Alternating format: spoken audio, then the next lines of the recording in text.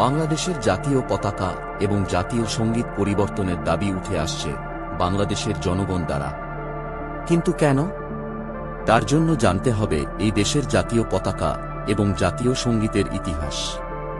শিব নারায়ণ দাস, যিনি একজন বাংলাদেশী ডিজাইনার, এই ব্যক্তিটি বাংলাদেশের জাতীয় পতাকা প্রথম তৈরি করেন।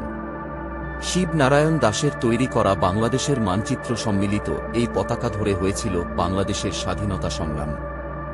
সেই সময় পতাকাটি দেখতে ঠিক এরকম ছিল, সবুজের ভিতরে লাল রঙের একটি বাংলাদেশের চিত্র, যা স্বাধীনতার পর ১৯৭২ সালে কামরুল হাসান মানচিত্র সম্বলিত ওই লাল পুনরাবৃত্তির মাধ্যমে সবুজ পতাকা থেকে মানচিত্র বাদ দিয়ে যে পতাকাটি ডিজাইন করেন, সেটাই বাংলাদেশের জাতীয় পতাকা হিসেবে বিবেচিত হয়।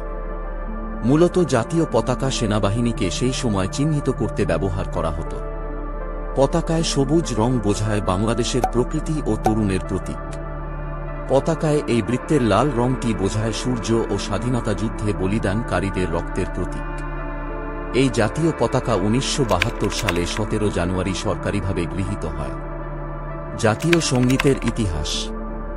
আমার সোনার বাংলা হল, এই গানটি হল বাংলাদেশের জাতীয় সঙ্গীত, যা তৎকালীন বাংলার কবি রবীন্দ্রনাথ ঠাকুর দ্বারা এই গানটি ১৯০৫ সালে রচিত হয়। তার মতে আমার সোনার বাংলা গানটি ১৯০৫ সালে বঙ্গভঙ্গ রদের প্রেক্ষাপটে দুই বাংলাকে একত্রিত করার উদ্দেশ্যে রচিত হয়েছিল। ১৩ জানুয়ারি ১৯৪২ সালে মন্ত্রিসভায় প্রথম অনুষ্ঠান বৈঠকে স্বাধীনতার যুদ্ধে ভূমিকা বিবেচনা করে এই গানটির প্রথম ১০ চরণ গণপ্রজাতন্ত্রী বাংলাদেশের জাতীয় সঙ্গীত হিসেবে ব্যবহার করা হয়। কিন্তু আইনি বলেন, বাংলাদেশ স্বাধীন একটি রাষ্ট্র, তাই বাংলাদেশের জাতীয় সঙ্গীত নতুনভাবে হওয়া উচিত। যেই মহান ব্যক্তিগুলো বাংলাদেশের জন্য জাতীয় পতাকা এবং জাতীয় গান লেখেন, তারা আর এই দুনিয়া নেই, তবে রেখে গেছেন রাষ্ট্রীয় গান এবং রাষ্ট্রীয় পতাকা, যা আজ যুব সমাজ দ্বারা পরিবর্তনের দাবি উঠে আসছে। তারা চাইছে বাংলাদেশের নতুন জাতীয় পতাকা এবং জাতীয় সঙ্গীত হওয়া উচিত। আপনার কি মনে হয় পরিবর্তন করা উচিত কি নয়? অবশ্যই কমেন্ট করে জানাবেন।